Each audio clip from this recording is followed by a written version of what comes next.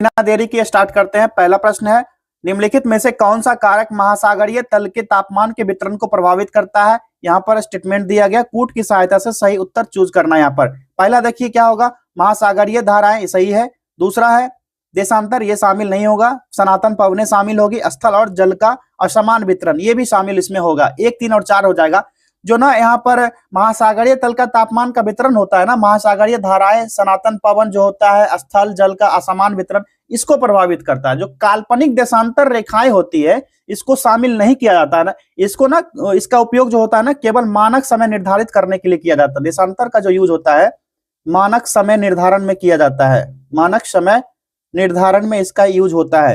Clear है। और गर्म जल धाराएं जो होती है, जहां एक और महासागर के सतही भाग का तापमान बढ़ा देती है, वहीं दूसरी ओर ठंडी जल धाराएं जो होती है तापमान को डाउन कर देती है, घटा देती है। और सनातन पवन भी क्या होती है, महासागर के सतही भाग के तापमान को परिवर्तित करते रहती है। तो 1, 3 और 4 इसका राइट आंसर हो जाएगा विकल्प सी। ठीक है, चलिए अगला प्रश्न देखिए। अफ्रीका महाद्वीप के एटलस पर्वत का विस्तार निम्नलिखित में से किन देशों तक देखा जा सकता है।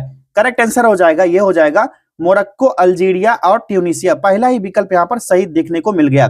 एटलस पर्वत जो है अफ्रीका महाद्वीप का सबसे महत्वपूर्ण पर्वत है। आप सभी को पता होगा कहाँ का, अफ्रीका का है, अफ्रीका महादेश का है।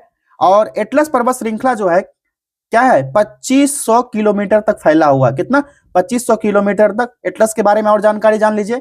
4165 मीटर इस पर्वत की सबसे ऊंची चोटी, जिसका नाम है माउंट टुबकल। इसका नाम है माउंट टुबकल, जो सबसे ऊंची चोटी है इसका टुबकल है, टी है, ठीक है, टॉ है, टुबकल है। और ये कहां पर है, ये पड़ता है मोरक्को में, अफ्रीका के मोरक्को कंट्री में ये पड़ता है। और ये 3 देश में पड़ता है। कौन कौन सा, ये जो एटलस पर्वत है 3 देश को घेरता है। मोरक्को हो गया, दूसरा क्या हो जाएगा, अल्जीरिया, अल्जीरिया, तीसरा कंट्री क्या हो जाएगा, ट्यूनीसिया हो जाएगा। ये 3 कंट्री में ये एटलस पर्वत पड़ता है। और इसकी सबसे ऊंची चोटी माउंट टुबकल है, 4165 मीटर। ठीक है, और ये मोरक्को में पड़ता है। अगला प्रश्न देखिए, ग्रेट बियर एवं ग्रेट स्लेव झील किस देश में स्थित है। करेक्ट आंसर हो जाएगा, ये कनाडा में स्थित है। विकल्प ए हो जाएगा, ये कनाडा में है। इसके सिवा ना विनिपेग हो गया, रेंडियर, अथावास्का भी कनाडा का ही झील है, जो कि बहुत ही इंपोर्टेंट है। और कनाडा और संयुक्त राज्य अमेरिका में संयुक्त रूप से जो स्थित झील हो जाएगा, ये कौन कौन सा होगा, कनाडा प्लस यूएसए, इस दोनों का पूछा जाता है। ये कौन कौन सा होगा, एक तो हो जाएगा सुपीरियर लेक, सुपीरियर झील हो जाएगा। दूसरा क्या हो जाएगा, ईरी लेक हो जाएगा, क्या, ईरी लेक हो जाएगा। तीसरा क्या होगा, ह्यूरॉन हो जाएगा, ह्यूरॉन लेक। और हो जाएगा ओंटारियो, ओंटारियो, ओंटारियो लेक। ये सारे ना लेक के नाम है, जो कि कनाडा और यूएसए दोनों कंट्री में पड़ता है। अगला देखिए, माउंट हैरियट अंडमान व निकोबार द्वीप समूह के किस क्षेत्र में अवस्थित है। ये हो जाएगा दक्षिणी अंडमान में। ठीक है, विकल्प सी हो जाएगा। और इसकी ऊंचाई जो होती है ना, कितनी है, 365 मीटर। फीट में अगर कहोगे तो 1198 फीट इसकी ऊंचाई है। अगला देखिए, कालेश्वरम लिफ्ट सिंचाई परियोजना किस नदी पर स्थित है। इसका सही जवाब हो जाएगा विकल्प सी, ये गोदावरी नदी पर स्थित है। और ये ना बहुचरणीय लिफ्ट सिंचाई परियोजना है, ये तेलंगाना में है। कहां पर है ये तेलंगाना राज्य में है, तेलंगाना में है। तेलंगाना के बारे में और देख लेना, कौन किस सिंचाई परियोजना है, कौन कौन से वन्यजीव अभ्यारण्य है, टाइगर रिजर्व है या नहीं, पक्षी वन्यजीव अभ्यारण्य है या नहीं, ये सारा आपको देख लेना है। ठीक है, चलिए आगे बढ़े। क्वेश्चन नंबर 6 देखिए, निम्नलिखित नदियों पर विचार करें। विचार क्या करना है, अब आइए इधर कूट की तरफ। उपरोक्त में से कौन सी नदी अरुणाचल प्रदेश से होकर बहती है। ये कौन कौन सी नदी होगी, एक तो हो जाएगी लोहित नदी, दूसरा सुबनसिरी नदी, बराक नदी जो इसमें नहीं होगा। ठीक है, तो ये कौन कौन सा आंसर होगा बताओ, तो दूसरा और तीसरा होगा ना। विकल्प 2 हो जाएगा, लोहित और सुबनसिरी अरुणाचल प्रदेश से होकर बहती है, जो कि ब्रह्मपुत्र की सहायक नदी है। दोनों के दोनों जो है ना, किसकी, ब्रह्मपुत्र की सहायक नदी है। यही पूछा जा रहा था ना, ये पूछा जा रहा था अरुणाचल प्रदेश से होकर बहती है, ये नहीं पूछा गया था। लेकिन अब यहाँ पर फैक्ट जानना जरूरी हो जाता है। ब्रह्मपुत्र की सहायक नदी है। बराक नदी जो है ना, ये मणिपुर नागालैंड होकर बहती है। मणिपुर प्लस नागालैंड और मिजोरम और असम, ये 4 राज्य से होकर के बहती है और बांग्लादेश चली जाती है। कहां पर, बांग्लादेश में बहती हुई 900 किलोमीटर की लंबी नदी है ये बराक नदी, इसके बारे में ठीक है जान लेना। और बराक नदी की भारत में लंबाई कितनी होगी, टोटल तो 900 किलोमीटर हो गया, 524 किलोमीटर भारत में इसकी लंबाई है। ठीक है, किसकी? बराक नदी की। अगला देखिए, पृथ्वी के क्रस्ट में पाए जाने वाले तत्वों के प्रतिशत मान के आधार पर घटते क्रम में सजाए। कौन कौन सा क्या होगा क्रस्ट के आधार पर, यह बताना है आपको। तो ऑक्सीजन जो होता है कितना पाया जाता है? 46.08%, 8 मान लो, 46.8%। सिलिकॉन की मात्रा कितनी होती है? 27.72%। एल्युमिनियम की मात्रा कितनी होगी? 8.13%। और लोहा की मात्रा होगी कितना? 5%। ठीक है, और भी पाया जाता है, और भी कौन कौन से तत्व? कैल्शियम पाया जाता है, कैल्शियम हो जाता है 3.63%। और क्या पाया जाता है? सोडियम पाया जाता है। ठीक है, सोडियम की मात्रा कितनी होती है? 2.83%। और पोटासियम पाया जाता है के पोटासियम की मात्रा 2.59%। ये सारा डाटा नोट कर लेना आप लोग। मैग्नीशियम की मात्रा कितनी होती है? 2.09%। ये सब नहीं दिया गया था ना, फिर भी आप लोग नोट कर लेना। अब यहाँ पर पूछा जा रहा है घटते क्रम में सजाने के लिए, तो वेरी इजी। घटते क्रम में पहले बड़ा वाला लिखेंगे, तो पहले बड़ा वाला ऑक्सीजन हो गया, उसके बाद सिलिकॉन, सारा ना एक लाइन से सजाया हुआ ही है। 1 2 3 4 हो जाएगा, विकल्प सी इसका करेक्ट आंसर। अगला देखिए, निम्नलिखित में से आग्नेय चट्टान के संबंध में कौन सा कथन असत्य है? असत्य को नोट आउट कीजिए। यहाँ पर जब भी मैं कहता हूं कि नहीं पूछा जा रहा है, ये ना वर्ड जो होता है ना, जो एक्सट्रीम वर्ड दिया जाता है, ये सबसे इंपॉर्टेंट हो जाता है एग्जाम में। इसी से बच्चे ना छूट जाते हैं 1 2 क्वेश्चन से, इसी से किसी किसी का एग्जाम भी बन जाता है। तो चलिए यहाँ पर इसको देखिए कौन सा होगा। इसका राइट आंसर हो जाएगा विकल्प सी, आग्नेय चट्टान में जीवाश्म पाए जाते हैं। ठीक है, और इसका निर्माण जो होता है ना, जो मैग्मा और लावा होता है ज्वालामुखी का, इसी के जमने से बनता है आग्नेय चट्टान, ये ध्यान रखना है। और इसमें बेसाल्ट की लोहा जो होता है अधिक होता है, जिससे चट्टान से काली मिट्टी का निर्माण हो जाता है। आग्नेय जो होता है ना, रूपांतरित चट्टान के निकले टुकड़े के अवसादी चट्टानों का निर्माण करता है। और इसमें अगर जो खनिजों की बात कही जाए तो लोहा पाया जाता है, सोना पाया जाता है, और क्या क्या? चांदी, तांबा, सीसा, ये सारा ना इसी चट्टान में पाया जाता है, इसी जीवाश्म में। अगला मिलान करने को कहा जा रहा है। सूची 1 को सूची 2 से सुमेलित कीजिए और नीचे दिए गए कूट की सहायता से सही उत्तर का चयन करना है। यहाँ पर चलिए, एक तरफ नदी दिया गया है, दूसरी तरफ उसका उद्गम स्थान दिया गया है। कौन सी नदी का उद्गम स्थान कहां पर है, ये मिलान करना है। पहला है झेलम नदी। झेलम नदी का उद्गम कहाँ है? ये कश्मीर घाटी में है। ठीक है, कहां पर? कश्मीर घाटी। तो कश्मीर घाटी के दक्षिण पूर्वी भाग में जो पीर पंजाल गिरिपद में है ना, यही वेरीनाग झरना है। कहां पर? पीर पंजाल जो है ना, यहीं पर वेरीनाग झरना है, यहीं से उद्गम होता है। सतलज का कहां से होता है? इसकी उत्पत्ति जो होती है ना, तिब्बत से होती है। ठीक है, तिब्बत में जो 455 मीटर की ऊंचाई पर जो मानसरोवर के निकट है राक्षस ताल झील, ये राक्षस ताल झील है ना, मानसरोवर के निकट है। नाम बड़ा खतरनाक है। मानसरोवर के निकट है ये, इसकी ऊंचाई जो है 455 मीटर है। यहीं से सतलज नदी की यहीं से उत्पत्ति होती है। ये कहां? तिब्बत के पास। ब्यास नदी की उत्पत्ति कहां से होती है बताओ? तो हिमाचल प्रदेश के रोहतांग दर्रा के समीप ये ब्यास कुंड है। कौन सा? रोहतांग दर्रा, इसी के बगल में है ये ब्यास कुंड, यहीं से ये नदी निकलती है। रावी नदी हिमाचल प्रदेश में कुल्लू पहाड़ी में रोहतांग दर्रा का पश्चिम से निकलता है। ये भी निकलता है रोहतांग दर्रा से, लेकिन ये पश्चिम भाग से निकलता है। तो यहाँ पर ना सारा पहले से मिलान किया गया था, लेकिन थोड़ा बहुत फैक्ट ये सब हो गया ना, इसको जानना जरूरी था, इसलिए इसका राइट आंसर क्या होगा? 1 2 3 4 ही हो जाएगा ना, 1 2 3 और 4 विकल्प, ये सही जवाब हो गया। चलिए आगे बढ़ते हैं नेक्स्ट क्वेश्चन की तरफ। 10वां प्रश्न देखिए क्या कह रहा है।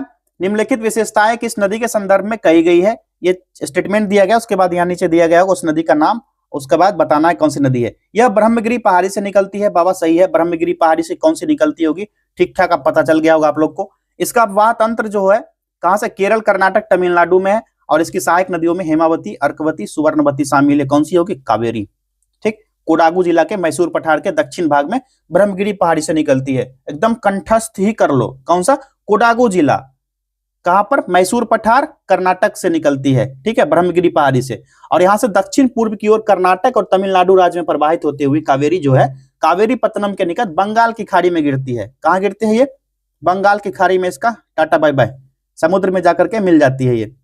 तो कौन सी नदी होगी? कावेरी नदी के बारे में पूछा जा रहा था। अगला है असत्य को चुने। चलिए, असत्य को चुनने कहा जा रहा है, उसके बाद कूट भी दिया गया। नहीं, कूट नहीं दिया गया, यहाँ पर सिर्फ बोल रहा है असत्य को चुने। यहाँ पर हो जाएगा अस्थैतिक घर्षण जो होता है समुपस्थित आपेक्षिक गति का विरोध करता है और यह सदैव पृष्ठों के संपर्क क्षेत्रफल पर निर्भर करता है। ठीक है, ये राइट आंसर हो जाएगा। और घर्षण बल जो होता है ना, असंरक्षी बल होता है। घर्षण जो होता है ना, असंरक्षी बल होता है, इसीलिए ये वाला ऑप्शन जो है ना सही हो जाएगा। असत्य, असत्य पूछ रहा था। चलिए आगे देखिए, 3 प्रतिरोधक 2 ओम, 3 ओम, 4 ओम को श्रेणीबद्ध संयोजित किया जाता है। यदि विस्थापन बल ईएमएफ जो है 10 वोल्ट के स्रोत से जोड़ा जाता है, प्रत्येक प्रतिरोध के बीच विभव यानी पोटेंशियल क्या होगा। जो सुपर 30 वाले बच्चे हैं उनको भेजा गया था न्यूमेरिकल वाला पेज, सॉल्व करते होगे वो लोग अभी यहाँ पर सॉल्व कर लो। याद है ना, श्रेणी क्रम में जो तुल्य प्रतिरोध होता है कैसे बनाते हो, R S equal to R1 plus R2 plus R3। R1 कितना है 2 प्लस 3 प्लस 4 कितना हो गया 9 ओम हो गया।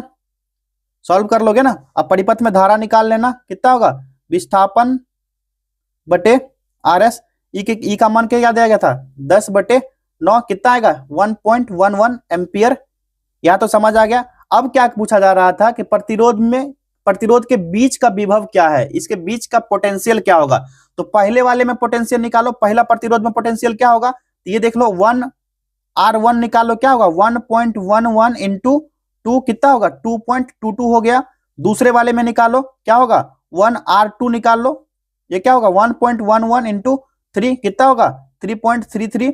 और तीसरे बारे में भी इसी तरह निकाल लेना, क्या होगा 1R3 इक्वल टू क्या होगा 1.11 इंटू 4 हो जाएगा 4.44 हो गया। यहाँ पर 2.22 3.33 4.44 यही निकल गया ना। यहाँ पर अगर विद्युत शक्ति पूछा जाता है उसका फॉर्मूला क्या होता है I square R is equal to V square बटे R is equal to V into I। ठीक है, तो यहाँ पर 2.22 3.33 और 4.44 वोल्ट यहाँ पर करेक्ट आंसर जो हो जाएगा विकल्प बी हो जाएगा। दिख गया ना, सारे लोग सॉल्व कर लिए होंगे जो सुपर 30 वाले हैं। अब आप लोग सोच रहे होंगे सुपर 30 है क्या, मैं बता देता। सुपर 30 5 दिसंबर को स्टार्ट किया गया था, जिसमें कि 30 टेस्ट होना है और इसका प्राइस 199 रखा गया था। इसको अब प्राइस इसका गेन हो गया है, इसका प्राइस अब 249 हो गया है। आप लोग अगर ज्वाइन नहीं किए थे तो इसी को मर्ज करके एक दूसरा टेस्ट सीरीज निकाला गया जो बूस्टर पैक है, मैं उसके बारे में भी बताता हूं आपको। ठीक है, ये सुपर 30 वाला पार्ट हो गया। इसको ना ये नंबर है, यहाँ पर जाकर के आप लोग ज्वाइन कर सकते हो सुपर 30 को भी। और जिन बच्चों ने ज्वाइन नहीं किया था सुपर 30 और आखिरी 20 दिनों में 20 दिसंबर से स्टार्ट किया गया बूस्टर पैक, इसमें ना टोटल आपके 20 टेस्ट होंगे डे बाय डे। जो सुपर 30 वाले बच्चे थे उनको भी इसी में मर्ज कर दिया गया है और सारे बच्चों को डे बाय डे टेस्ट जा रहा है। आज तीसरा दिन होगा इसका। ठीक है, 149 इसका प्राइस था, ऑफर प्राइस था, लेकिन इसका प्राइस अब बढ़ गया है 199 हो गया है। अगर आप नहीं लेते और भी प्राइस इसका बढ़ जाएगा 25 दिसंबर के बाद। 25 दिसंबर के बाद इसका प्राइस बढ़ेगा, एक बार फिर से सुन लीजिए आप लोग। ठीक है, इसमें टोटल 20 टेस्ट हो गए। सबसे इंपॉर्टेंट 58 इंपॉर्टेंट टॉपिक जो बीपीएससी में पूछे जाते हैं इसको कवर कराया जाएगा। सारे चीज ग्रुप में भेज दिए गए। 25 दिसंबर को मैथ, रीजनिंग, इंग्लिश का भी जाएगा सेट। ठीक है, और जितना भी स्टडी मटेरियल है सब के सब लिमिट स्टडी मटेरियल है। इसको ना डे बाय डे बेस पर करवाया गया है, डे बाय डे होता है ये सारा टेस्ट। आज देख सकते हो आप लोग तीसरा दिन था, तीसरे दिन का टारगेट ये दिया गया। ग्रुप में सारे लोग को चला गया होगा, आपके जो मेंटर होंगे सारे अपने अपने ग्रुप में भेज दिए गए होंगे। जिन बच्चों ने ज्वाइन नहीं किया है जाइए ज्वाइन कीजिए, इस नंबर पर जाकर के व्हाट्सएप कीजिए, कॉल कीजिए। ऑफर प्राइस है 199, फटाक से ज्वाइन कर लो सारे लोग। चलिए बढ़ते हैं नेक्स्ट क्वेश्चन की तरफ। अगला प्रश्न है यहाँ पर, एक पतले अभिसारी लेंस की फोकस दूरी बैगनी प्रकाश के लिए f है। यदि बैगनी स्थान पर लाल प्रकाश को प्रयुक्त किया जाए तो फोकस दूरी पर क्या इफेक्ट पड़ेगा। इस पर क्या इफेक्ट होगा बताओ सारे लोग। तो इस पर ना इसका फोकस जो होगा ना ये बढ़ जाएगा। ठीक है, अपवर्तनांक आप सबको पता होगा, कुशी का समीकरण पढ़े होगे आप लोग। जो लाल प्रकाश के लिए n का मान कम होता है तो फोकस दूरी का मान क्या होगा बढ़ जाता है। चलिए आगे देखिए, नेक्स्ट क्वेश्चन की तरफ बढ़े। चलिए क्वेश्चन नंबर 14 देखिए, जब किसी द्रव का ताप बढ़ाया जाता है तो इसका पृष्ठ तनाव क्या होगा। पृष्ठ तनाव क्या होगा घट जाएगा ऑटोमेटिकली। ठीक, और यह ना केवल द्रव द्वारा पालन किया जाता है। तापमान के बढ़ने पर संसंजक बल जो होता है ना कमजोर हो जाता है, जिससे कारण क्या होता है पृष्ठ तनाव घटने लगता है। और जो पिघला हुआ कैडमियम होता है ना, कैडमियम होता है ये तनाव जो होता है तापमान के बढ़ने पर घटने लगता है। नेक्स्ट क्वेश्चन देखिए, 3 तारों का द्रव्यमान 1:3:5 के अनुपात में है एवं उनकी लंबाई क्रमशः 5:3:1 के अनुपात में है। उनके प्रतिरोधों का अनुपात क्या होगा। सारे लोग सुपर 30 वाले निकाल लिए होंगे। ठीक है, अब मैं यहाँ पर इसका ना सॉल्व करने के लिए नहीं बैठा हूं क्योंकि बहुत लंबा वीडियो हो जाएगा। इसका राइट आंसर हो जाएगा विकल्प ए। और सुपर 30 जिन्होंने ज्वाइन किया होगा उनको तो निकल पा रहा होगा। अगर आपसे नहीं निकल पा रहा है, जो बच्चे ज्वाइन नहीं किए हो सारे जाकर के ज्वाइन कर लो। इसका पीडीएफ भेज दिया गया, सारे न्यूमेरिकल का कैसे सॉल्व करना है। यदि कोई तारा पृथ्वी से दूर जा रहा है तो पृथ्वी पर बैठा निरीक्षक तारे से प्राप्त प्रकाश के संबंध में क्या अनुभव करेगा। इसका राइट आंसर होगा तरंग दैर्घ्य में वृद्धि हो जाएगी। ठीक है, विकल्प 20 का करेक्ट आंसर हो जाएगा। जो डॉपलर इफेक्ट है ना, इसके अकॉर्डिंग यदि कोई प्रकाश जो होता है उत्सर्जित वस्तु पृथ्वी की ओर आता है ना, तो उसके तरंग दैर्ध्य में कमी हो जाता है और ऊर्जा में क्या होता है, वृद्धि हो जाता है। और पृथ्वी से दूर जाएगा अगर जो, तो तरंग दैर्ध्य में वृद्धि होगा और ऊर्जा में कमी आ जाएगी। Very easy. अगला देखिए, एक आवेशित कण v वेग और b चुंबकीय क्षेत्र में गतिमान है, कण पर लगने वाला बल अधिकतम कब होगा? यह बल कब होगा? जब v और b परस्पर लंबवत होगा। विकल्प b यहां पर सही जवाब हो जाएगा। ठीक है, अगला देखिए, ऑर्नोल किस एक एकलक का बहुलक है? ये ऑर्नोल जो है ये किसका बहुलक हो जाएगा? तो विनाइल साइनाइड का। ठीक है, विकल्प सी होगा विनाइल साइनाइड का। और ये विनाइल साइनाइड जो होता है ना, ऑर्नोल इलेक्ट्रोनाइट्राइल होता है। और इलेक्ट्रोनाइट्राइल किसको कहते हैं? CH2CHCN, ये क्या होता है? एकिलोनाइट्राइल। लिख दूं यहां पर, एकिलोनाइट्राइल। यही ऑर्नोल एकिलोनाइट्राइल जो होता है ना, इसी को विनाइल साइनाइड कहा जाता है। नेक्स्ट क्वेश्चन देखते हैं अब। क्वेश्चन नंबर 19 देखिए, रासायनिक समीकरण को संतुलित करने की सबसे आम विधि को क्या कहते हैं? इसको हिट एंड ट्रायल विधि कहा जाता है। विकल्प सी इसका सही जवाब हो जाएगा। चलिए, इसमें क्या क्या किया जाता है ये भी जानना जरूरी हो जाता है। इसमें ना जांच त्रुटि किया जाता है। इस ट्रायल में ना क्या किया जाता है? ट्रायल एंड एरर मेथड को अपनाया जाता है। ठीक, पहला। दूसरा क्या किया जाता है इसमें? इसमें पार्शियल इक्वेशन माना जाता है। ठीक है, पार्शियल इक्वेशन यानी कि आंशिक समीकरण विधि भी अपनाया जाता है इसमें। संयोजकता विधि यानी कि वैलेंस मेथड। तीसरा क्या हो जाएगा? वैलेंस मेथड इसमें यूज किया जाता है। और क्या क्या यूज होता है इसमें बताओ आप लोग? इसको संतुलित करने के लिए आयोनिक इक्वेशन मेथड यूज किया जाता है। चौथा, आयोनिक इक्वेशन मेथड यानी कि आयनिक समीकरण विधि का यूज किया जाता है। ये मैं इंग्लिश में इसलिए लिखा हूं क्योंकि इंग्लिश वाले को भी थोड़ा सा मिल जाए बेनिफिट, समझ नहीं आएगा, वर्ड इतना हार्ड हार्ड रहता है हिंदी वालों के मुकाबले। चलिए आगे देखिए, निम्न में से किसका द्रव्यमान सबसे अधिक होगा? किसका होगा सबसे अधिक बताओ? ये होगा H2A का 10 मोल का होगा। ठीक है, विकल्प भी यहां पर सी वाला आंसर हो जाएगा। H2 का 1 मोल का द्रव्यमान क्या होता है? H2O का अगर 1 मोल का पूछा जाए तो इसका द्रव्यमान होता है 1 मोल का कितना होगा बताओ आप लोग? सबसे पहले ना 10 मोल का निकाल लो। 10 मोल का क्या होगा? 10 मोल का हो जाएगा 18 गुना 10, क्या होगा? 180 ग्राम। अब आप लोग बताओ 1 मोल का क्या होगा? पता चल जाएगा। ठीक, क्या हो जाएगा? 18 ग्राम। चलिए अगला देखिए, एवोगाड्रो संख्या क्या है? एवोगाड्रो संख्या क्या होता है बताओ? तो तत्व के 1 ग्राम परमाणु के परमाणुओं की संख्या के बराबर जो एनटीपी पर 1 मोल गैस होता है, इस पर धारित आयतन के बराबर सभी पदार्थों के जो 1 ग्राम लीटर द्रव्यमान में उपस्थित जो होता है ना क्या अणु, इसकी संख्या के बराबर होता है। जो 1 मोल पदार्थ में अणु परमाणु आयनों की संख्या होगी ना, ये नियत होगी, इसी को एवोगाड्रो संख्या कहते हैं। एवोगाड्रो संख्या होता है Na इज इक्वल टू, इसी को एवोगाड्रो संख्या कहते हैं 6.22 इंटू 10⁻23 अणु या आयन परमाणु, कुछ भी मान लो। ठीक है, तो यहाँ पर सारे के सारे ना यहाँ पर दिख रहे हैं, सारे के सारे जो ऑप्शन दिए गए हैं एक बी सी सारे करेक्ट है। उपयुक्त में से एक से अधिक इसका करेक्ट आंसर हो जाएगा। चलिए आगे देखिए, अंतर हैलोजन यौगिकों ClF3, BrF3, IF3 और IF5 की अभिक्रियाशीलता का सही घटता क्रम क्या होगा? फटाक से इसको टिक कर लीजिए, क्या हो जाएगा? विकल्प बी। ठीक है, यही वाला इसका करेक्ट आंसर हो जाएगा। आगे देखिए, यौगिक CH3CHC, इसका नाम क्या है? इसका नाम क्या हो जाएगा बताओ? तो ये क्या होगा? 3 मिथाइल 2 पेंटेन। विकल्प सी राइट आंसर होगा। ये सब ना क्लास 12 में आप लोग पढ़े होंगे, अच्छे से याद होगा आप सभी को। ठीक है, और ये ना साखित कार्बनिक यौगिक हुआ, पता है ना, याद है ना? ये क्या है? साखित है, साखित कार्बनिक यौगिक, ब्रांच कार्बनिक यौगिक है। आगे देखिए, चलिए क्वेश्चन नंबर 24 देखिए, उत्तक क्या होता है बताइए? वैसी कोशिकाओं का समूह जो मूल रूप से दिखने में और कार्य करने में समान होती है, इसी को उत्तक कहा जाता है। विकल्प बी इजी हो गया। और उत्तक का अध्ययन क्या कहलाता है? उत्तक का अध्ययन जो कहलाता है ये हिस्टोलॉजी कहलाता है, हिस्टोलॉजी कहलाता है। और उत्तक शब्द का प्रयोग जो है किसने किया था? इसका यूज जो है ना सबसे पहले विचट नाम का व्यक्ति इसका यूज किया था, उत्तक नाम का, टिश्यू नाम का। आगे देखिए, मनुष्य के कपाल में कितनी अस्थियां होती है बताइए? कितनी अस्थियां होती है मनुष्य के कपाल में बताओ सारे लोग? 22। चलो, ये 22 कौन कौन सी अस्थियां होती है कपाल की? जरा दिखा देता हूं आपको। मनुष्य के कपाल में 22 अस्थियां होती है, आप सभी को पता होगा।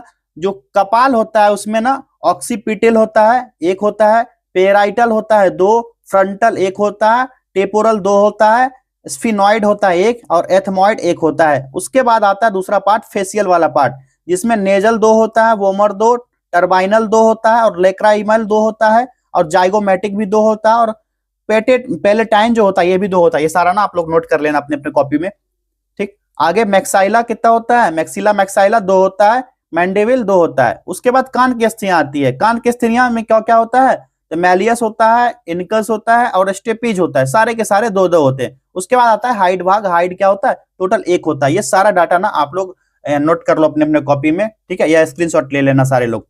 नेक्स्ट देखिए, कौन सा कोशिका अंग कोशिका के अंदर विषैले पदार्थ एवं औषधि यानी ड्रग्स को आविष रहित करने में मुख्य भूमिका निभाती है।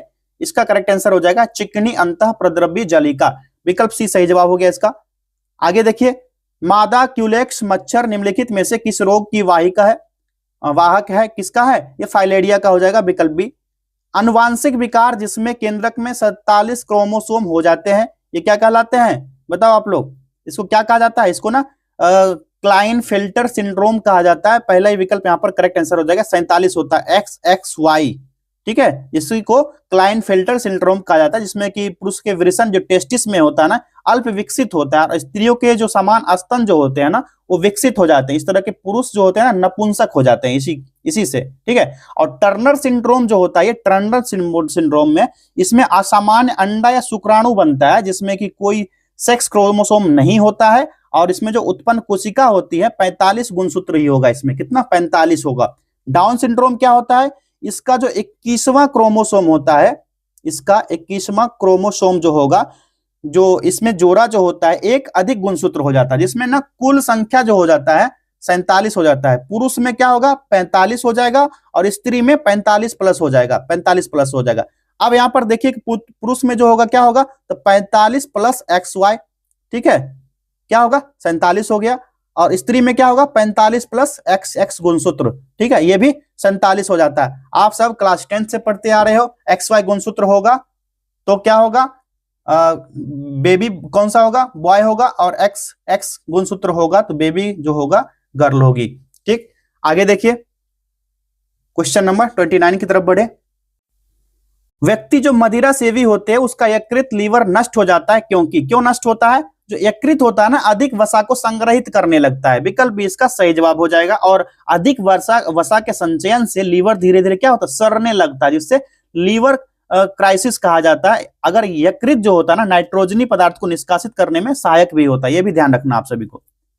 अगला देखिए, निम्न में से कौन कीटभक्षी पौधा है, ये कौन सा होगा कीटभक्षी पौधा, बताओ सारे लोग, ये हो जाएगा ड्रोसेरा और नेफेथिन्स, दोनों हो जाएगा, ए और बी दोनों हो जाएगा। और वैसा पौधा जिनकी पत्तियां जो होती है ना घरे का रूप धारण कर लेती है, घरा क्या होता है इस आकार का होता है, इस ये रूप धारण कर लेती है ना, और उसमें कीटों का पाचन होने लगता है, ऐसे पौधे को है ना कीटभक्षी पौधा कहा जाता है। आप देखना कुछ पौधे ना इसी तरह के ना इस टाइप के कुछ होते हैं, मैं दिखाता हूं इसका ना डिजाइन करके, इस टाइप का कुछ ना होते हैं, देखते होगे इस टाइप का कुछ कुछ होते हैं पौधे। अगर इसमें कीड़ा जाएंगे ना तो ये अपना मुंह बंद कर लेगा, ठीक है, और यहाँ पर ही कीड़ा ना सर मर के यहाँ पर गल जाएगा इसमें। ये तो आता है पत्ती खाने के लिए, लेकिन पत्ती उसको खा जाता है। अगला देखिए, सिकंदर लोदी द्वारा 1495-96 में दरिया खान नुहानी को बिहार का गवर्नर नियुक्त किए जाने का उल्लेख किस स्थान से अभिलेख में मिलता है। नुहानी वंश के बारे में बोला था, सुपर 30 वालों बोला था ना कि पढ़ लेना, इसी तरह के प्रश्न बनेंगे, इससे ज्यादा बीपीएससी नहीं पूछता है, इसका ना ट्रेंड ही है, कौन कौन से जगह से पूछेगा क्वेश्चन। ये बिहार शरीफ हो जाएगा इसका राइट आंसर, 1495-96, ठीक। इसमें ना कुछ ज्यादा पढ़ने की जरूरत नहीं है, जो दरिया खान नुहानी को इसी को गवर्नर नियुक्त किया गया था, ये ध्यान रखना आपको। और 1504 ईस्वी में सिकंदर लोदी ने बंगाल के नवाब जो अलाउद्दीन जो है इसका बाढ़ नामक स्थान पर पराजित करके उसके साथ एक संधि कर लिया था, और बिहार और बंगाल के बीच क्या किया था, मुंगेर की सीमा को निश्चित कर दिया था। बाढ़ कहाँ है, तो बाढ़ ना मोकामा के आसपास का एक क्षेत्र है, बाढ़ मोकामा का क्षेत्र है। अभी ट्रेंडिंग में चल रहे अनंत सिंह जो विधायक हैं, अभी जेल में है अनंत सिंह, वहीं के बगल का क्षेत्र है ये बाढ़ वाला क्षेत्र, ठीक है। तो इसका राइट आंसर क्या हो गया, बिहार शरीफ हो गया। और 1504 में ही सिकंदर लोदी ने बंगाल के नवाब अलाउद्दीन को बाढ़ नामक स्थान पर पराजित कर दिया। उसके साथ साथ एक संधि कर लिया और बिहार और बंगाल के बीच मुंगेर की सीमा का निर्धारण किया था। ठीक है, यहीं से आप जाते होंगे, बढ़ैया होते हुए जाते होंगे ना, उधर मुंगेर साइड पर जाता है और इधर मोकामा बाढ़ वाला पूरा क्षेत्र पड़ जाता है। चलिए आगे देखिए, सातवाहन पूर्व बस्तियों का अस्तित्व दक्कन के अनेक स्थलों पर पाए जाने वाले निम्नलिखित में से किस प्रकार के मृदभांड से प्रमाणित होता है? करेक्ट आंसर हो जाएगा काला वो लाल मृदभांड, विकल्प बी इसका सही जवाब हो जाएगा। और ये मृदभांड जो होता है ना, दक्कन के कई स्थल पर, जैसे नेवासा हो गया, नेवासा पैठन का क्षेत्र हो गया, ठीक, तेर वाला क्षेत्र हो जाएगा, धरनी कोटा, धरनी कोटा, ठीक है, ये सारा लिखते जाना फटाक से आप लोग। कोंडापुर, रुकेंगे ना तो वीडियो लंबा होगा। और सन्नति ये इस जगह से प्राप्त होता है। ये कौन सा मृदभांड? दक्कन के क्षेत्र से। लाल मृदभांड जो होता है ना, व्यापक काल में मिलता है और विशिष्ट रूप से सातवाहन वंश जो था इसके पहले का, ठीक है, इसका कोई निर्णायक प्रमाण नहीं मिला है, लेकिन सातवाहन जो वंश था इसके पहले का माना जाता है। और अगला है गेरुआ लेपित जो चित्रित मृदभांड होता है, अधिकतर उत्तर भारत से मिलता है, जो धूसर प्रकृति का होता है और क्षेत्रीय परंपराओं से जुड़ा होता है। ये भी ना दक्कन के सातवाहन पूर्व चरण का ही सूचक नहीं माना जाता है ये वाला, ठीक है। चलिए आगे बढ़े, निम्नलिखित में से कौन सा एक बौद्ध मत में निर्वाण की अवधारणा की सर्वश्रेष्ठ व्याख्या है? यह होगा तृष्णा रूपी अग्नि का समन, ठीक, ये तो आराम से बन गया होगा, क्योंकि महात्मा बुद्ध ने कहा था कि संसार दुखमय है और दुख का कारण अपनी इच्छाएं और लालसाएं हैं, और बुद्ध के अनुसार ना लालसा पर विजय प्राप्त करने के लिए निर्वाण की प्राप्ति होगी, जिसका अर्थ होता है जन्म और मृत्यु के चक्र से मुक्ति मिल जाना, ठीक है। जैसे आप लोग कहते हो ना, हिंदू धर्म में कहा जाता है कि मर गए तो चले जाएंगे कहाँ? गया चले जाएंगे बिहार वाले, और उधर यूपी वाले बनारस, काशी विश्वनाथ चले जाएंगे, ठीक है, जहां पर हमारा मोक्ष मिल जाएगा। इसी तरह बौद्ध धर्म में तृष्णा रूपी अग्नि का शमन कहा जाता है, जिसको क्या कहा जाता है? जन्म और मृत्यु के चक्र से मुक्ति मिल जाना। आगे देखिए, 1740-48 ईस्वी में मध्य यूरोप में चला ऑस्ट्रियाई उत्तराधिकार का युद्ध किन यूरोपीय शक्तियों के मध्य हुआ था? करेक्ट आंसर हो जाएगा फ्रांसीसी और अंग्रेज के बीच हुआ था ये, ठीक है, 1740-48 ईस्वी में, जिसमें परस्पर विरोधी गुट शामिल थे। और इसका परिणाम क्या हुआ था? मध्य भारत में दृष्टिगोचर हुआ और फ्रांसीसी के सेंट जॉर्ज को आधिपत्य ले लिया गया। उसके बाद इसमें क्या हुआ? पांडिचेरी में जो हुआ, फ्रांसीसी गवर्नर के रूप में डुप्ले कार्यरत था। क्या नाम था उसका? डुप्ले। नेक्स्ट देखिए, निम्नलिखित कथनों पर विचार कीजिए। कथन 1, 2, कौन सा कथन सही? बार बार बोलता हूं ना, सीधे स्टेटमेंट पढ़िए, पढ़ना नहीं है, क्वेश्चन पढ़ो, सीधे आओ कूट की तरफ, स्टेटमेंट बाद में देख लेंगे। पहला स्टेटमेंट क्या है? लॉर्ड कॉर्नवालिस ने बंगाल में जमींदारी व्यवस्था को लागू किया। बिल्कुल सही है। कॉर्नवालिस 1785 से 93 के बीच था गवर्नर जनरल, कहाँ का? बंगाल का। इसी दौरान भू राजस्व की एक पद्धति थी, इसमें जमींदारी व्यवस्था और अस्थायी बंदोबस्त की प्रणाली का इसी ने शुरुआत किया था, ठीक, ये तो सही हो गया। दूसरा है, लॉर्ड मेयो के समय भारत में पहली बार जनगणना करवाई गई थी। कब? 1868 से लेकर के 1872 ईस्वी तक इसका भारत का वायसराय था। सुपर टट्टी वालों, कहा था ना, जो आपका आगे मॉडर्न हिस्ट्री पर जब आप आओगे तो मैंने कहा था कि जो भी वायसराय थे, जो भी गवर्नर जनरल थे, उनके बारे में पढ़ लेना, उसके क्या क्या कांड किया, उसने भारत में क्या क्या यहाँ पर उल्कापात किया, क्या ही कहूं उसको, ठीक है, वो सारा देख लेना। कुछ ने अच्छा भी किया है कहीं कहीं शिक्षा क्षेत्र में, ठीक, और इसी ने 1871 में जनगणना करवाई थी, ठीक है, तो ये भी स्टेटमेंट सही हो जाएगा। दोनों के दोनों स्टेटमेंट सही है, देख लो, 1 और 2 दोनों सही है, विकल्प सी सही आंसर हो जाएगा इसका। अगला देखिए, राजसी उपाधि अधिनियम कब पारित किया गया? कब पारित हुआ? 1876 ईस्वी में पारित हुआ, विकल्प सी इसका राइट आंसर हो जाएगा। 1 जनवरी 1877 को दिल्ली दरबार में भारत की सम्राज्ञी घोषित कर दिया गया। किसको? महारानी विक्टोरिया को। किसको? महारानी विक्टोरिया को भारत में घोषित कर दिया गया रानी। और इसी प्रकार सम्राट एडवर्ड जो था, कौन? किंग एडवर्ड 7 नाम भी रहता, बाप का नाम एक रहेगा, फिर उसका बेटा सेकंड, तीसरा, चौथा, पांचवा, छठवां, 100 तक पहुंच जाता था। और 1903 ईस्वी में क्या हुआ था? जॉर्ज पंचम था, कौन? जॉर्ज 5 था, पंचम था। और वर्ष 1911 में इसी अधिनियम के तहत भारत का सम्राट घोषित हो गया, कौन? ये जॉर्ज पंचम। अगला देखिए, विजयनगर साम्राज्य के महानतम शासकों में से एक कृष्णदेव राय के दरबार में अष्टदिग्गज कौन थे? एक प्रश्न आया था, कई बार ऐसा प्रश्न आता है, और ये विजयनगर साम्राज्य से ना प्रश्न बनते रहते हैं हिस्ट्री में। तो चलिए, विजयनगर साम्राज्य आज आप लोग का कंप्लीट हो जाएगा सुपर 30 वालों, 3rd डे में। अगर या तो पहले कंप्लीट हो गया होगा तो सही है, चलिए देखिए इसका क्या होगा राइट आंसर, तेलुगु भाषा के 8 प्रमुख विद्वान कहलाते थे अष्टदिग्गज। ठीक है, 1509 से 29 तक कृष्णदेव राय का शासनकाल, ध्यान होगा आप सभी को। और महान विद्वान कवि इसी से सुशोभित था ये अष्टदिग्गज, यही दरबार लगता था। तेलुगु भाषा के साथ साथ संस्कृत भाषा के महान विद्वान थे उसमें। तेलुगु में ना एक रचना है अमुक्त मूल्यवाद, अमुक्त मूल्यवाद, ये पूछा जाए किस भाषा की रचना है, तेलुगु की रचना है, ये ध्यान रखना है, ये उसी के समय का था। और संस्कृत में जाम्बती कल्याणम, जाम्बती कल्याणम, ये रचना जो है संस्कृत की है, ये ध्यान रखना आप सभी को, उसी समय की है, कृष्णदेव राय के समय के। अगला देखिए, मुगल सम्राट द्वारा अंग्रेज ईस्ट इंडिया कंपनी को दीवानी अधिकारी का किस तिथि को प्रदान की गई थी? राइट आंसर हो जाएगा 12 अगस्त 1765 ईस्वी को। कब? 12 अगस्त 1765 ईस्वी। याद होगा आपको, बक्सर की लड़ाई कब? 1764। अंग्रेजी ईस्ट इंडिया कंपनी ने क्या किया? एक साथ 3 बड़ी शक्ति, बंगाल का नवाब, अवध का नवाब और मुगल सम्राट की सेना, सबको हरा दिया इसने। इसके बाद क्या हुआ? 1765 में मुगल सम्राट शाह आलम द्वितीय को इलाहाबाद की संधि करनी पड़ी। कब हुआ था इलाहाबाद की संधि? 12 अगस्त 1765 ईस्वी को। इसके बाद बंगाल, बिहार और ओडिशा का क्षेत्र जो था अंग्रेजी ईस्ट इंडिया कंपनी के दीवानी अधिकारिता यानी कि भू राजस्व वसूलने के अधिकार को मान्यता प्रदान कर दिया गया। इसके बाद क्या हुआ?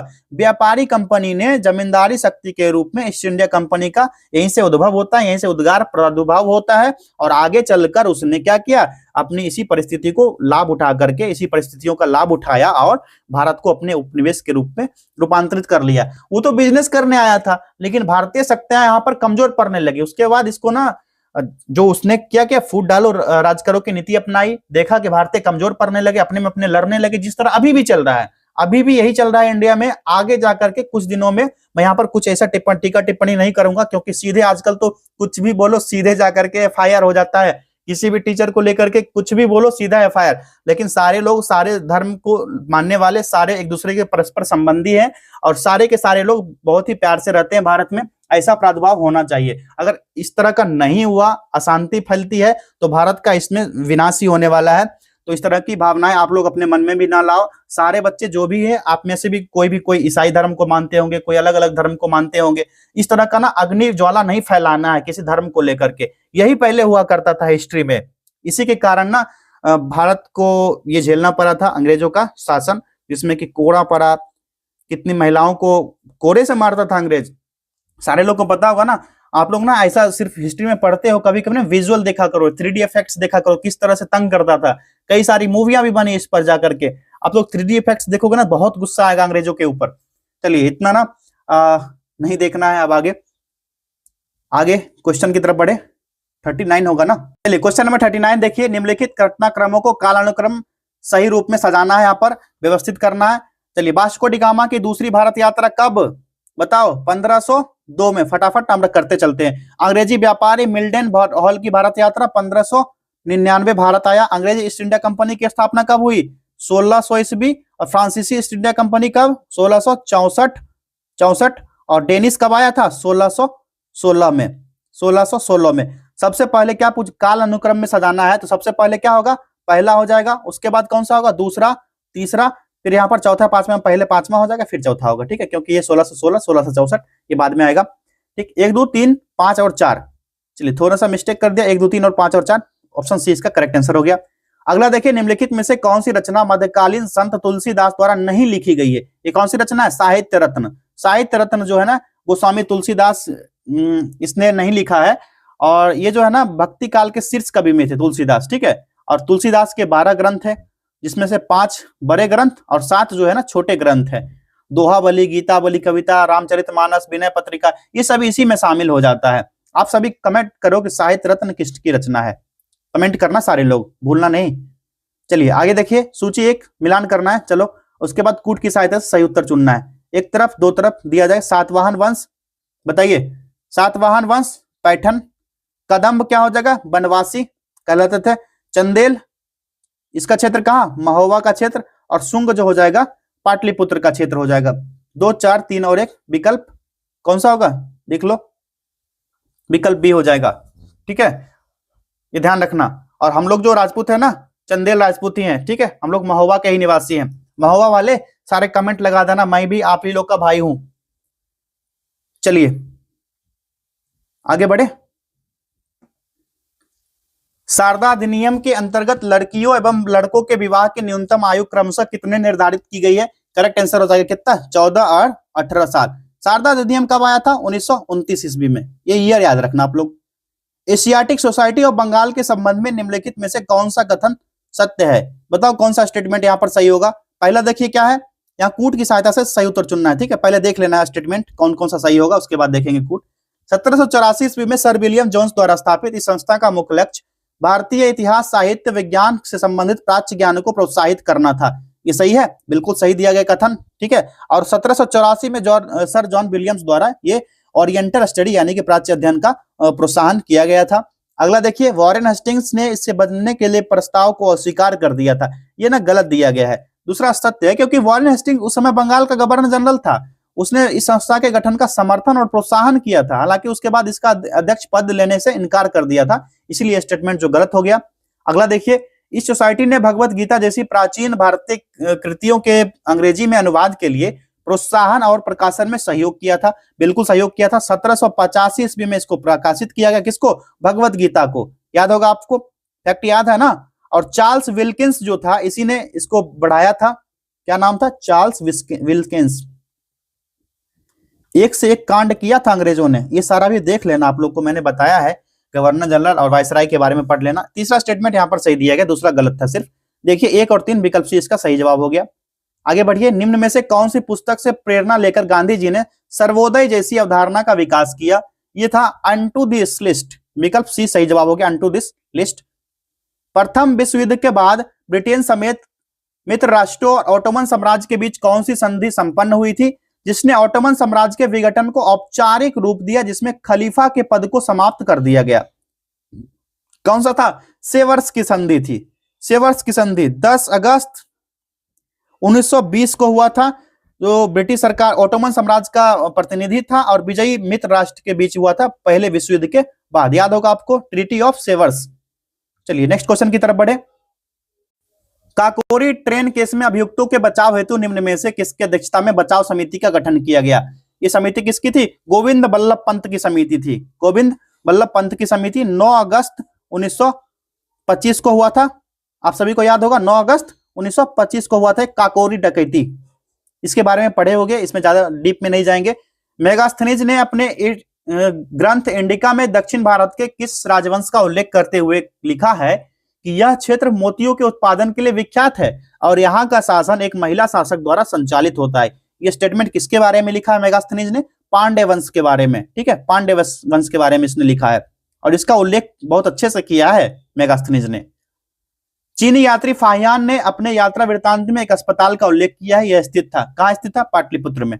ठीक है, कहां पर? आधुनिक पटना का क्षेत्र जो है। और यह भी लिखा है कि यह शहर जो है समृद्ध था, लोग ईमानदार थे, साथ ही राजमार्ग पर विश्राम गृह भी था। इतना अच्छा बड़ाई किया है पाटलिपुत्र का फाहियान ने। सूची 1 को सूची 2 से सुमेलित कीजिए और सूचियों के दिए गए कूट से सही उत्तर चुनिए। सही उत्तर चूज करना है। ऐतिहासिक स्थल एक तरफ राज्य दिया गया है। कौन सा ऐतिहासिक स्थल कहां पर है? भीमबेटका बताओ कहां पर है? ये मध्य प्रदेश में हो जाएगा। एक पुरातत्विक स्थल है जो कि शैल चित्र के लिए जाना जाता है मध्य प्रदेश में। ये किसके लिए? शैल चित्र के लिए जाना जाता है, भीमबेटका। दूसरा क्या है? शोर टेम्पल। शोर टेम्पल तमिलनाडु के महाबलीपुरम में है। तमिलनाडु के महाबलीपुरम में, ये ध्यान रखना आपको। अगला है हम्पी। सभी को पता है हम्पी कहां है? हम्पी है कर्नाटक। और हम्पी का जो चित्र है, इंडियन जो रुपीज है, कौन से रुपीज के नोट पर छपा है? बताना जरा तो। ये विजयनगर साम्राज्य की राजधानी हुआ करती थी, विजयनगर साम्राज्य की राजधानी, जो कि अब खंडहर हो गया है। मानस बताओ। मानस जो है ये क्या है? एक टाइगर रिजर्व है, असम में है। ये क्या है? टाइगर रिजर्व है। ध्यान रखना है आपको। ये वन्यजीव अभ्यारण्य और टाइगर रिजर्व दोनों है। टाइगर रिजर्व है क्या? मानस नाम है उसका। तो क्या हो जाएगा? 2, 3, 4 और 1। देख लो भैया, कूट 2, 3, 4 और 1 कौन सा है? विकल्प बी सही जवाब हो गया इसका। चलिए आगे बढ़े। चलो क्वेश्चन नंबर 50 देख लो। फिर सुमेलित करना, एक तरफ संगठन, दूसरी तरफ संस्थापक दिया गया है। देखिए बताइए, लैंड होल्डर सोसाइटी की स्थापना किसने की? द्वारकानाथ टैगोर ने। द्वारकानाथ टैगोर चौथा हो गया। ब्रिटिश इंडिया सोसाइटी की स्थापना विलियम एडम्स ने किया। उसके बाद इंडियन सोसाइटी की स्थापना आनंद मोहन बोस और इंडियन एसोसिएशन SN बनर्जी। 4, 3, 2 और 1। पलट दो सीधा भैया। 4, 3, 2 और 1, पहला विकल्प राइट आंसर हो गया।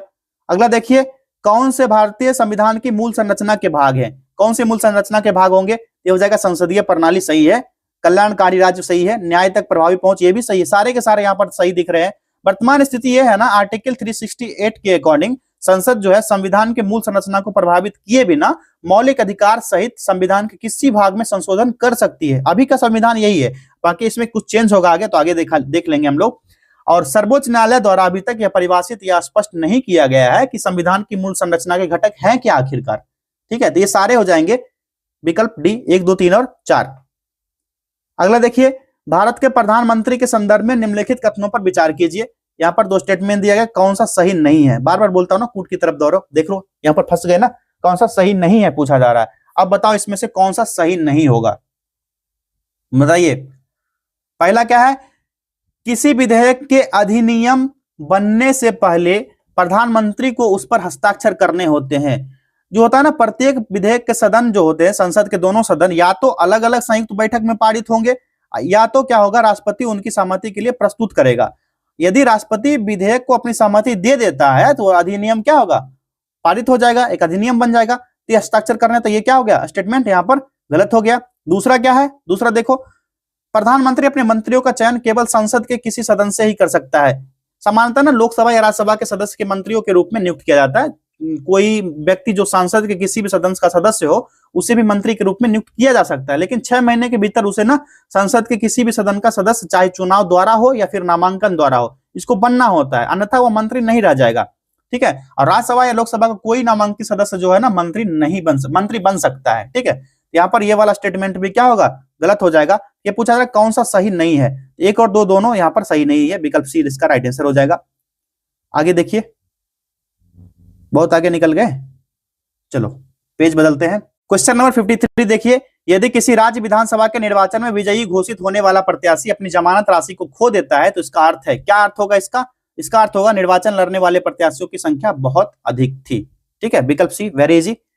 लोकसभा में लेखानुदान सरकार द्वारा किस उद्देश्य से प्रस्तुत किया जाता है? लेखानुदान निश्चित अवधि के लिए संचित निधि से धन निकालने के लिए किया जाता है। संविधान का जो आर्टिकल 116 116 है इसके अकॉर्डिंग है। ठीक है, इस राइट आंसर क्या होगा, विकल्प डी, निश्चित अवधि के लिए संचित निधि से धन निकालने के लिए।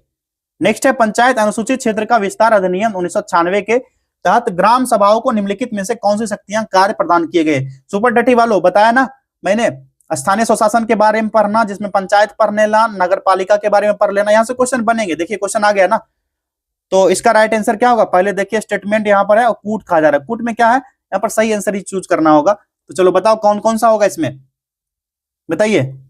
तो पहला, ग्रामीण बाजारों का प्रबंधन, उत्पादन, आसवन और निषेध को नियंत्रण करने का अधिकार, स्थानीय विवादों का समाधान करने का अधिकार, सारे के सारे इसमें शामिल हो जाएंगे। जो वर्ष 1995 में आया था भूरिया समिति, इसी की सिफारिश के बाद ये सारा कांड हुआ था। इसका भाग 9 में वर्णन किया गया है, और ये ना पैसा अधिनियम 1996 के अंतर्गत आता है।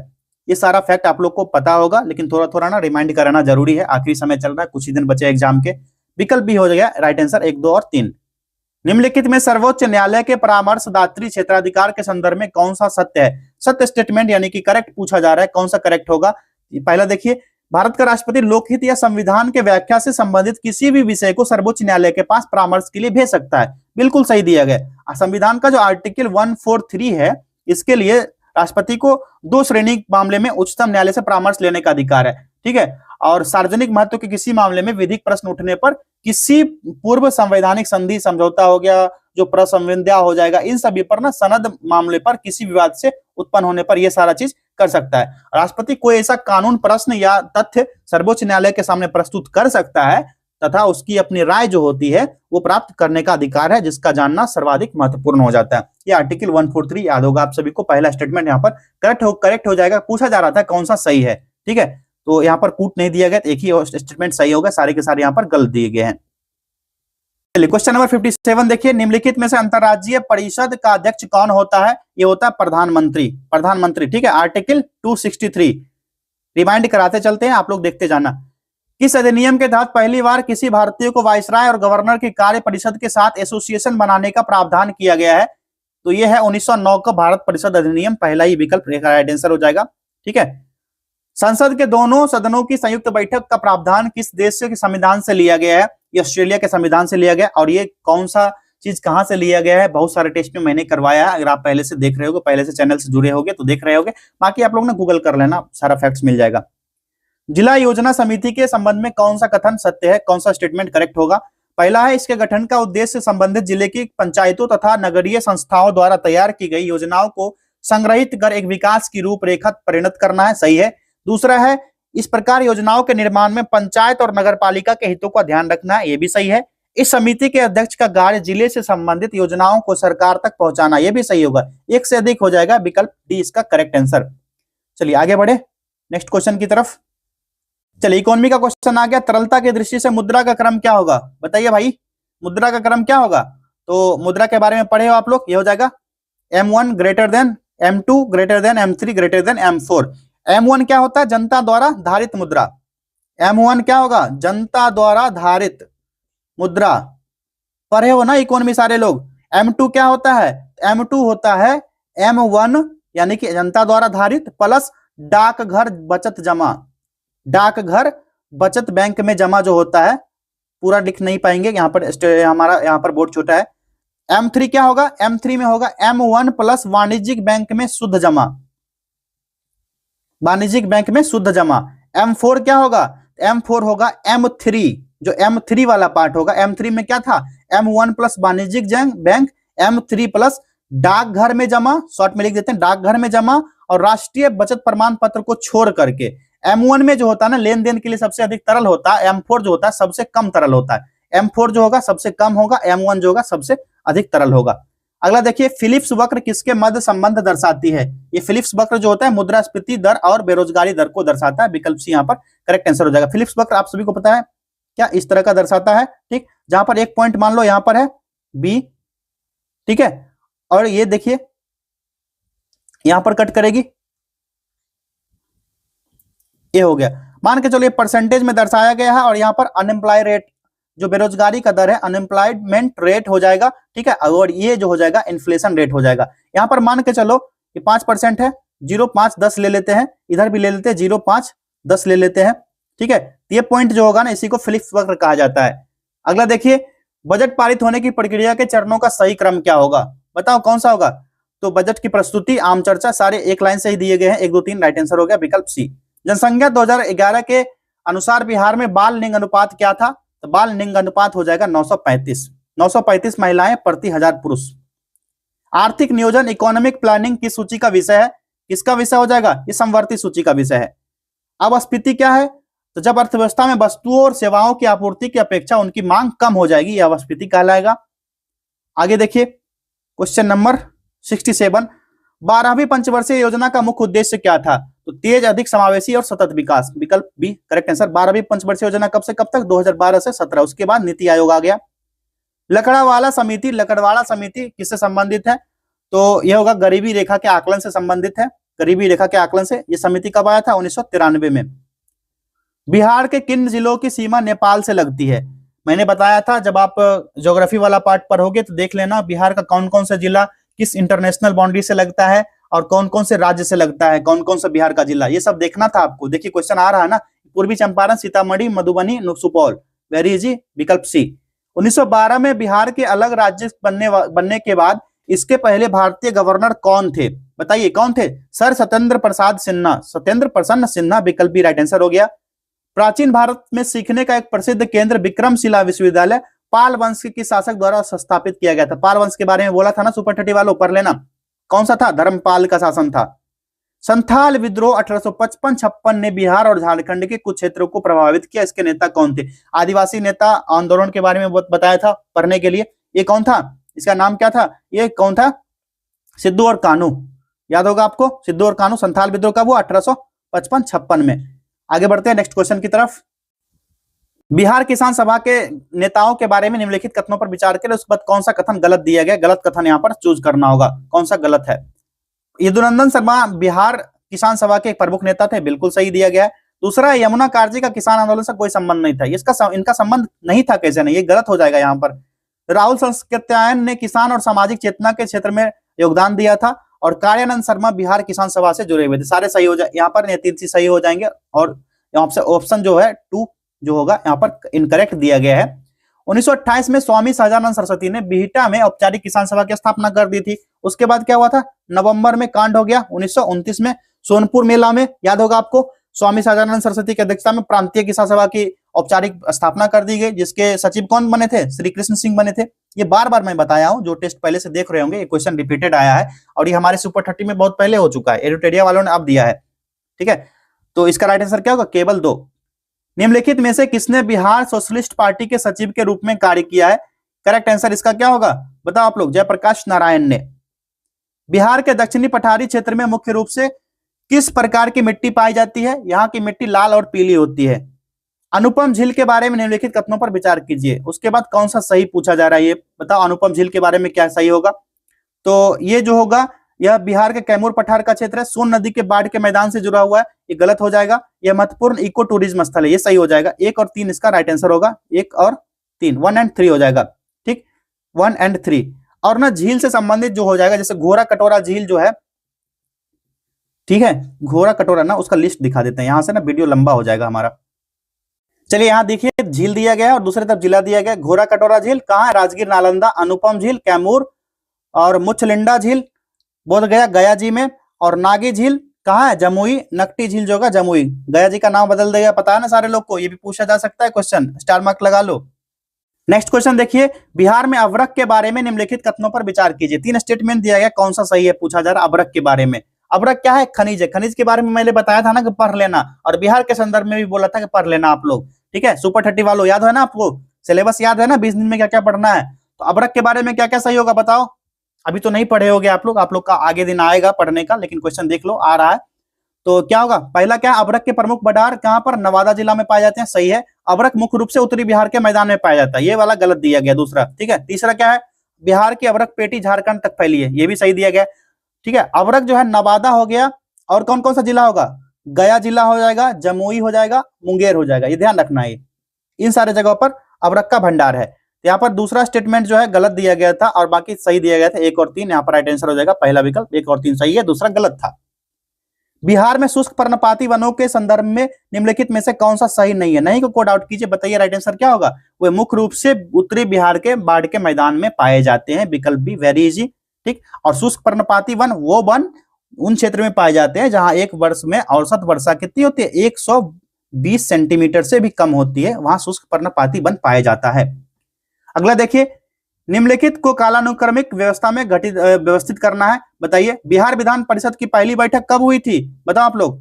तो यह हुई थी, बिहार बंगाल से अलग हुआ था 22 मार्च 1912 को, ठीक है। और 1912 में ही पहली बैठक हुई थी, ये ध्यान रखना है। पहली बैठक कब, 1913 में हुई थी, एक्सट्रीमली सॉरी, ये हुआ था 20 जनवरी 1913 को ना हुआ था ना, मैं भी कंफ्यूज हो गया था।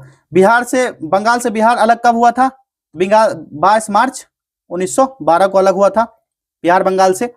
और भारत सरकार अधिनियम 1919 जो मॉन्टेग्यू चेम्सफोर्ड सुधार कहा जाता है, जिसे 1921 में लागू किया गया था, और यह ब्रिटिश जो संसद था 1919 में पारित हुआ था, इसका उद्देश्य था भारत में प्रशासन में सुधार करना, ये वाला भी जो, ये तो सही दिया गया है। यहाँ पर कालानुक्रम क्या होगा, पहले दूसरा होगा फिर तीसरा होगा, पहला फिर तीसरा, 2 1 3 पहला विकल्प यहाँ पर राइट आंसर हो गया। बिहार में किस जिले का जनसंख्या घनत्व सबसे कम है, बताइए। कहां पर है, कैमूर का। कैमूर का जनसंख्या घनत्व सबसे कम है, सबसे ज्यादा बताओ, कमेंट करो आप लोग, सबसे ज्यादा जनसंख्या घनत्व बिहार का किस जिला का है। चलिए क्वेश्चन नंबर 81 देखिए, भारत ने स्टारलिंक सेवा शुरू करने के लिए स्पेस एक्स ने निम्न में से किस भारतीय टेलीकॉम कंपनी के साथ मुख्य रूप से समझौता किया है, यह होगा एयरटेल, एयरटेल के साथ, विकल्प बी यहाँ पर राइट आंसर होगा। जियो ने भी एक अलग समझौते पर हस्ताक्षर किया है ताकि दोनों कंपनियां भारत के दूर दराज के क्षेत्र में सैटेलाइट इंटरनेट सेवाएं प्रदान कर सकेगा। अगला देखिए, हाल ही में नामीबिया की पहली महिला राष्ट्रपति कौन बनी, इनका नाम क्या है, करंट अफेयर्स मैंने करवाया था, क्या नाम था, नेटुम्बो नदी नैतेतवा, ठीक है, विकल्प सी। जो बच्चे 850 वाला करंट अफेयर्स कर लिए होंगे वो कर लिए होंगे, कल एक वीडियो अपलोड किया गया 200 करंट अफेयर्स का, ये वाला देख लेना सारे लोग। कश्मीरी पंडितों द्वारा मनाए जाने वाला हेरात फेस्टिवल किस हिंदू त्योहार से जुड़ा है, ये हो जाएगा महाशिवरात्रि से, विकल्प सी राइट आंसर होगा। और विशिष्ट रीति रिवाज के साथ मनाया जाता है ये कश्मीर में, कश्मीरी पंडित द्वारा। हाल ही में प्रसिद्ध ओडिया कवि सर्वकांत रथ का 90 वर्ष की अवस्था में निधन हो गया। इनको इनकी कृति श्री राधा के किस वर्ष सरस्वती सम्मान दिया गया, सरस्वती सम्मान के बारे में पूछा जा रहा है, किस वर्ष दिया गया है, 1992 में दिया गया था इनको। आगे देखिए, 7 जनवरी 2025 को निम्न में से किस देश के राष्ट्रपति ने बढ़ती अशांति सैन्य संघर्ष के बीच 7 प्रांतों तथा 3 नगरपालिकाओं में 60 दिन के लिए आपात की घोषणा की है। इसका राइट आंसर हो जाएगा इक्वाडोर, विकल्प डी। ठीक है, विकल्प डी। रात के 2:30 बज रहे हैं और ये वीडियो शूट कर रहा हूं मैं, नींद भी आ रही है। चलिए कोई नहीं, आगे देखिए। प्रथम प्रौद्योगिकी संवाद 2025 निम्न में से किस शहर में आयोजित किया जा रहा है? करेक्ट आंसर इसका हो जाएगा बेंगलुरु में। नेक्स्ट देखिए, अप्रैल 2025 में दिल्ली यूनिवर्सिटी ने किस समुदाय के छात्रों को प्रशिक्षित करने के लिए जय हिंद योजना शुरू किया है? यह अनुसूचित जनजाति के लिए है। वित्त वर्ष 2025 में 25-26 में सर्वाधिक तेजी से बढ़ने वाला क्षेत्र निम्न में से कौन सी है? ये कौन सा क्षेत्र हो जाएगा? ये वाला क्षेत्र बताओ। ये हो जाएगा सेवा क्षेत्र, सर्विस सेक्टर हो जाएगा। बजट 2025-26 के अनुसार सरकार द्वारा निम्न में से मदद में सबसे अधिक किस मद में खर्च किया गया है? तो ये राज्य के कर और शुल्क में हिस्सा में सबसे ज्यादा खर्च किया गया है, जिसमें 26% हिस्सा 25-26 में इसका हिस्सा जो है ना अधिक है। अंतरराष्ट्रीय मुद्रा कोष IMF ने अपने नवीनतम आकलन में वैश्विक अर्थव्यवस्था के लिए वर्ष 2024-25 में क्रमशः कितनी आर्थिक वृद्धि दर का अनुमान लगाया है? बताइए कितना होगा? 3.2% और 3.3%। विकल्प बी इसका सही जवाब हो गया। नेक्स्ट है, निम्न में से किस लेखक ने अपनी संस्मरण पुस्तक mother Mary comes to me का विमोचन सितंबर 2025 में किया है? करेक्ट आंसर इसका हो जाएगा अरुंधति रॉय ने। इनका पुस्तक ना जब भी आता है ना एग्जाम में पूछा जाता है। निम्न में से किस राज्य ने देश की पहली योग नीति की शुरुआत की है? उत्तराखंड हो जाएगा, विकल्प डी। योग नीति शुरुआत करने वाला उत्तराखंड। एक राज्य एक RRV नीति के तहत ग्रामीण बैंकों के विलय के बाद देश में कुल ग्रामीण बैंकों की संख्या 43 से घटकर कितनी हो गई है? ये टोटल अब बच गया है, टोटल 28 ही बच गया है। विकल्प ए होगा RRB, यानी जिसको OR के तहत इसको घटाया गया है। चरण 1 में, पहले चरण में 196 से घटकर कितना हुआ था? 82 हुआ था। दूसरे चरण में घट के 56 हो गया, फिर 43 हो गया और चौथे चरण में घट करके 28 हो गया। ये ध्यान रखना, चरणबद्ध पूछा जाए तो इस तरह से आप लोग देख लेना। मुख्यमंत्री महिला रोजगार योजना निम्न में से किस राज्य में शुरू की गई है? तो करेक्ट आंसर होगा बिहार में। बिहार सरकार द्वारा निम्न में से किस कक्षा स्तर पर कंप्यूटर शिक्षा को अनिवार्य किया गया है? 6 से 8 तक के बच्चों के लिए। विकल्प डी सही जवाब हो जाएगा। हाल ही में पंजीकरण प्रणाली की रिपोर्ट के अनुसार बिहार में लिंगानुपात कितना बताया गया है? ये लिंगानुपात कितना होगा? 891, मतलब कि 891 फीमेल कितने 1000 मेल पर। जून 2025 में मुख्यमंत्री नीतीश कुमार ने बिहार के पहले डबल डेकर फ्लाईओवर का उद्घाटन किस जिले में किया है? इसका राइट आंसर जो हो जाएगा विकल्प बी हो जाएगा, पटना में। नीतीश कुमार फिर से मुख्यमंत्री बने, इनके ऊपर ना सवाल आएगा ही। नीतीश कुमार के बारे में एक बार हिस्ट्री पलट लेना, आप लोग जाकर के सर्च करना नीतीश कुमार, विकिपीडिया से थोड़ा बहुत पढ़ लेना, जानकारी कुछ कुछ ले लेना। बिहार में जल जीवन हरियाली अभियान की अवधि वित्त वर्ष 2025-26 से बढ़ाकर कब तक कर दिया गया है? राइट आंसर इसका हो जाएगा 2028 में। वर्ष 2025 का 55वां Dada Saheb Phalke life time achievement पुरस्कार किसे प्रदान किया गया? ये मोहनलाल है, विकल्प डी राइट आंसर होगा। आखिरी प्रश्न आज के टेस्ट का, देश का पहला चीता सफारी निम्न में से किस उद्यान में शुरू किया गया है? यह है कूनो नेशनल पार्क, कूनो में, ठीक है। और पर्यटक के लिए इन्हें खोल दिया गया। मोदी जी आए थे यहाँ पर, चीता को छोड़े थे, उसको चिप भी लगाया गया था चीता को ट्रैक करने के लिए। आप सभी को याद होगा उस समय का बात। और 100 प्रश्न में से आपके अगर जो 70 इसमें सही हो रहे हैं, मॉडरेट पेपर था, 70 प्लस सही हो रहे हैं आपके, सही है, ठीक है। मिलते हैं नेक्स्ट टेस्ट में। जो बच्चे सुपर 30 ज्वाइन नहीं किए जाके ज्वाइन कर लेना, या फिर बूस्टर पैक ज्वाइन कर लेना। अगर सुपर 30 नहीं ज्वाइन करना आप सभी को, उसमें 5 दिसंबर से स्टार्ट हुआ था, 10 दिन निकल गए हैं। और इसमें जो है ना बूस्टर पैक 20 से ये स्टार्ट हुआ है, इसको ना ज्वाइन कर लो, बहुत इंपॉर्टेंट होने वाला है। और इसका स्ट्रेटेजी वीडियो भी अपलोड किया गया, क्या पढ़े क्या छोड़े, वो वीडियो जाकर के देख लेना।